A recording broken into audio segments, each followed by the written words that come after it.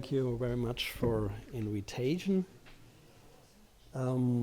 It's now on politics of memory in Germany. The last presenter had the same subject, I would say, but it's a more historical perspective, I think. One of the most famous poems in German language is entitled Todesfuge, Death Fugue. It is written by the Jewish survivor and poet Paul Celan and contains a recurring phrase. You will find it on the second slide of your print. Der Tod ist ein Meister aus Deutschland. Death is a master from Germany. In the poem, first published in 1948, Celan alluded to the German self-image as a cultural nation, as a country of masters from Bach to Goethe, whose new mastery had become industrial killing. However, the poem did not achieve its almost inflationary popularity until much later. When Celan recited it at the first meeting of the influential writers group, Gruppe 47 in 1947, it was a complete failure. Almost 80 years later, one could be under the impression for thinking that, after music, poetry and killing, the Germans have mastered yet another skill, Vergangenheitsbewältigung, coming in terms to the past. Hardly any other nation, it seems, has confronted the criminal aspects of its past so bluntly and consistently, despite to their almost incomprehensible scale, or because of. National Socialism and the Shoah occupy a prominent place in school education, as well in public commemorative culture. The Holocaust Memorial stands in the center of Berlin, the new and old capital. Critics speak sarcastically of Vergangenheitsstolz, pride in coming to terms with the past. In the following, I will attempt to outline the genesis of the German culture of remembrance of National Socialism in its international context in a very few brief theses. I will also try to deduce what problems this poses for the present, in my view. Phases of coming to terms with the past. It's a new slide. I would like to begin by roughly distinguishing between four phases to come to the terms with the past. However, the time frames are not clearly defined and often overlap. First phase is forced confrontation, and it lasted from 1945 to 1959. It's very short. It's the phase of denazification, atrocity films, confrontation with concentration camp crimes by the Allies. It was an occupied country after the war, you know, and this phase was extremely unpopular in German society. And the following phase, the second to A in the logic here, is a phase of rollback. And in the center is the Germans as victims. It's a muse, because they had the feeling they are the prominentest victims because of the consequences of the war.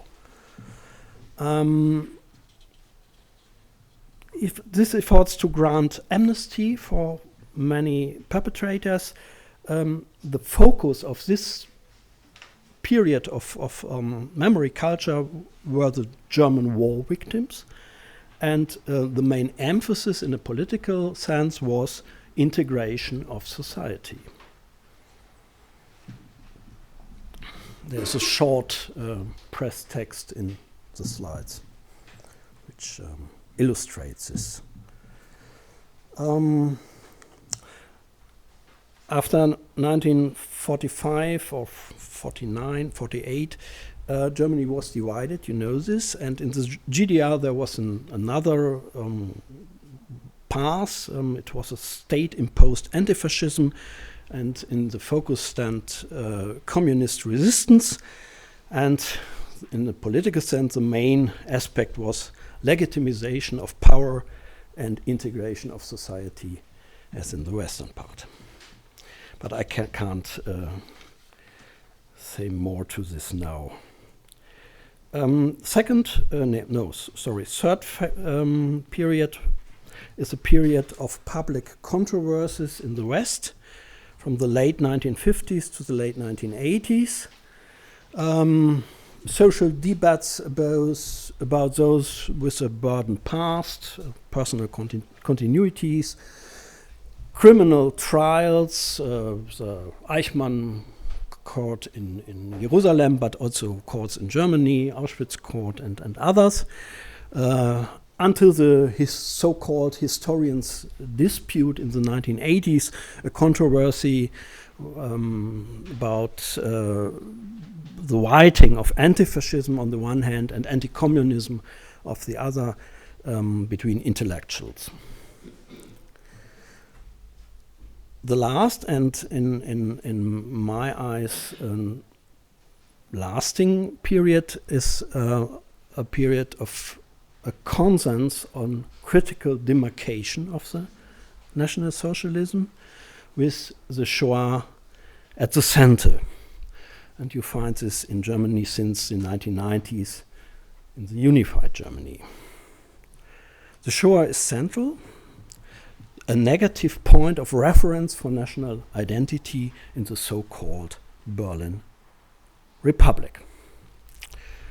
Okay, what are the problems with this way in memory politics and memory culture? At a first glance, this is undoubtedly a positive development. From the tearful community of victims of the 1950s, unaware, denying the atrocities, unaware of responsibility for the crimes, to the consensus that recognizes the Shoah as an epoch-making crime on which the identity of the Federal Republic is based. However, I think it has also raises a number of problems which I would like to outline now, very brief. First, always primarily oriented towards national interests, called this. This seems to me be a constant theme that runs through all phases. German interests and German perspective, German point of view were always at the center of attention. Amnesty and war victims served the reintegration of German society after the war. The criminal trials and the establishment of diplomatic relations with Israel served to enhance Germany's reputation abroad.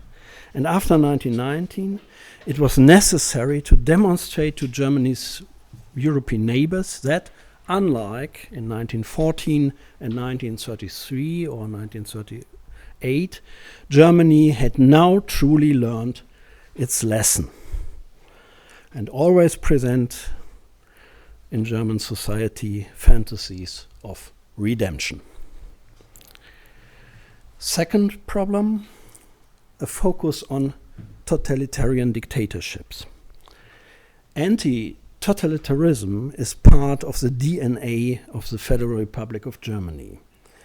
It has always distanced itself from both its predecessor regime on the one hand and the communism of the Eastern Bloc on the other.